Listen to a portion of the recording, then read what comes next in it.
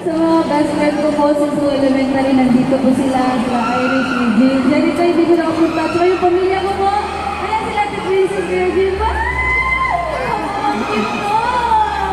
Ayan, dito sila ngayon po, yung mga friends, saka yung mga kaibigan ko.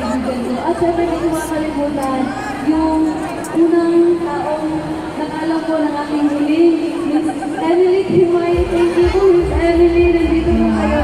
Siya po yung binanggit ko po sa yung metro interview ko. Kasi yung taong nakakalo po sa ating mga pangarap. At yun po, Sir Miss Emily po, siya po yung advisor ko po ng elementary ko. Kaya maraming salamat po naman. You definitely are surrounded with a lot of supportive family and response. At syempre, gusto pa naman pasalamatan for taking the time to meet us, Dove Awareness. We're so happy to have you here today. Thank you sa Disney family. Sila po yung dahilan kung bakit nandito ako ngayon at may pabahagi po yung kwento ng Snow White para po ma-inspire yung mga kabataan natin na manood. Lalo na po sa panahon natin ngayon na kailangan natin talaga malaman kung gaano ka-importante yung kahulugan po talaga ng beauty na kung saan ay para sa akin po kasi hindi siya talaga nagbabase sa kung ano yung nakikita mo sa outside. Yes. Nakikita po siya talaga kung ano yung nandito, kung paano mo tinatrato yung mga tao at kung paano ka maging kind sa hindi lang sa mga taong above you but also the people, everyone. Yes. So yun po.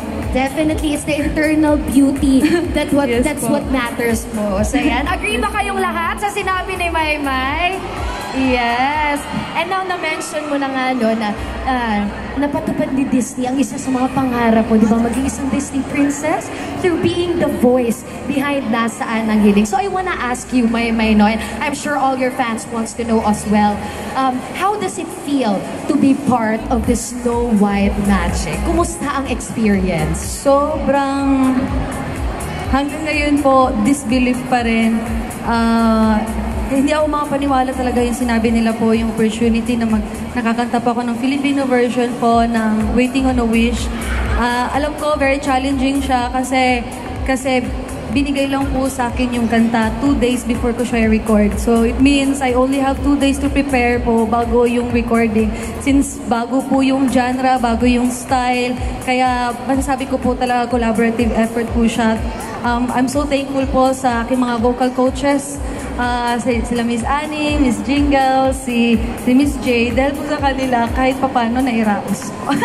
Grabe, no? 2 days lang yung preparation mo, pero Yes, grabe, po. you Kaya sang the song beautifully. And I want to it's worth congratulate it po you. kasi it's Disney. Alam naman po natin yung Snow White, very Yes. timeless, very iconic. Kaya to be part of Disney project po is dream come true talaga. Definitely a dream come true from a fan like yourself, no? And I want to congratulate you once again, no, for your beautiful performance of Nasaan ang Hiling. It's definitely a beautiful song that I'm sure a lot of us here can resonate to. And with that, no, I want to ask Maymay, what can you say or how does Nasaan ang Hiling resonate to you in your personal life? What does it mean to you? Grabe, nag-resonate talaga yung song sa akin kasi kagaya din po ni Snow White, nangangarap lang din po ako dati sa kung saan ako ngayon. To witness na natutupad talaga yung pangarap I'm very blessed po talaga kasi I can also be a blessing to others. Gusto ko po sana na malaman nyo na sana the way na papakinggan niyo po yung Nasaan ang Hiling, sana ay mabuhay yung mga pangarap niyo through this music po. Wow, thank you so much for sharing your heartwarming story and insights, Maymay. No? And I'm sure everyone here agrees that the song definitely is a powerful reminder of the importance of believing in yourself and the magic of making dreams come true. And Maymay, lastly, no, what can you say or unsa imong last na message para sa tanang Snow White fans right here, most especially to the kids watching you right now?